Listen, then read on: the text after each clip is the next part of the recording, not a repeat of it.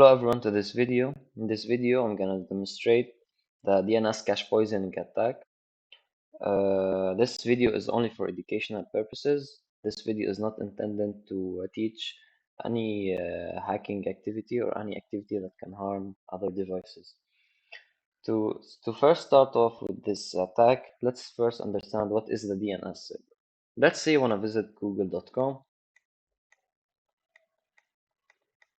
So you enter that into your browser's your browser then doesn't know how to fetch google.com actually. What it does is it sends a UDP query called a DNS query to some server. This server is called a DNS server, a top level DNS server. And this server, actually the fully qualified domain name, gets translated into an IP address, which is what actually the computers understand. It doesn't understand that the destination is google.com, but it understands that the destination is this IP address. Okay? So it gets the response, which is the IP address, let's say 1.2.3.4. Okay? Then it knows that google.com actually lives here, and it takes you to google.com. This operation costs a lot, and it may induce a lot of overhead because there are little DNS or top-level domain servers. Actually, they are estimated to be 13. So imagine every time you want to visit some website, you will ask one of these 13 servers about the website's IP address. Okay? It will cost you a lot. So what is done here to reduce this overhead is to install intermediary servers which act as a cache to store that google.com actually lives here. Okay? This operation reduces the overhead. However, with this decrease in the overhead comes greater security vulnerabilities. And this is where DNS cache poisoning comes into play. Okay? So how does DNS cache poisoning work is when you induce a request to the server, the attacker intercepts this request and says you are requesting to google.com. So before the server responds with the actual IP address, because this operation has high RTT, because the DNS server usually lives far away from you, the attacker spams your machine with spoofed fake IP address. Let's say the spoofed one is 1.1.1.1. This IP address is then marked as the IP address of google.com. Okay? So now your device actually links google.com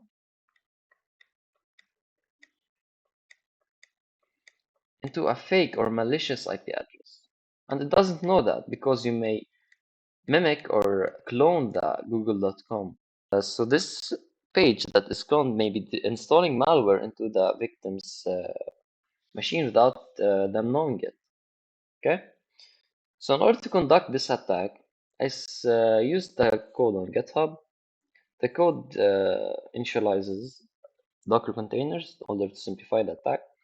Use the victim, hacker, the resolver, and the DNS server.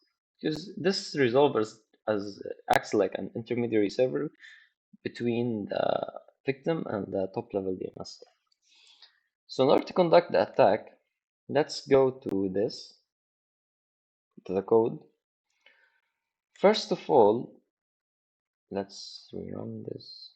Use docker compose up in order to run the machines. Say that the container attacker DNS victim DNS is created. Okay. Go to the attacker's bash by writing docker exec-it attacker bash, and you write in the script python attack.py. Then the domain name you want to attack, let's say wt.com with the malicious IP. Okay, let's say the malicious IP for the spoofed IP is 10.0.0.4. Click enter.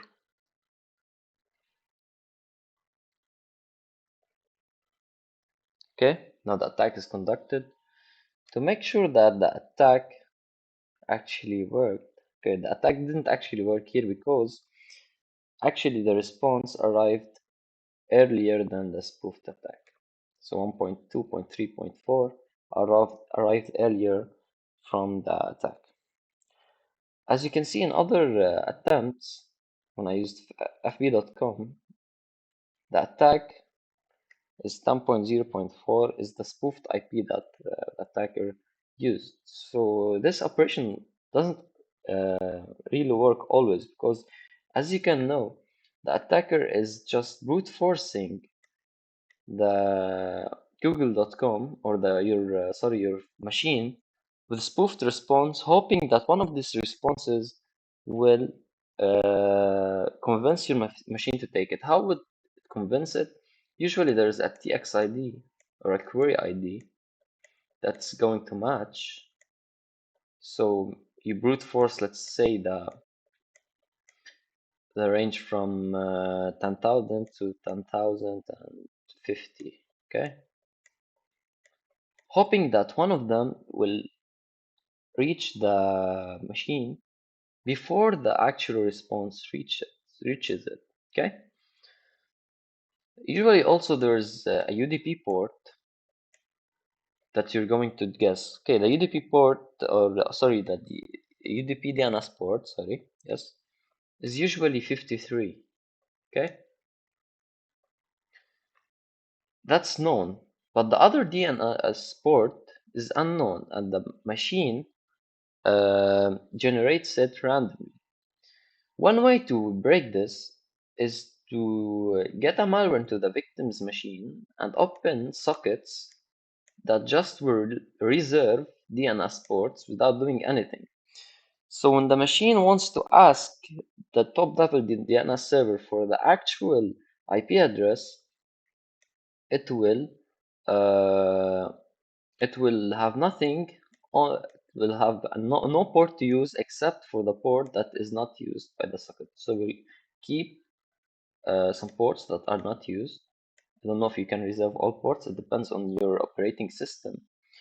But your chances to break the DNS port will be more likely. Okay.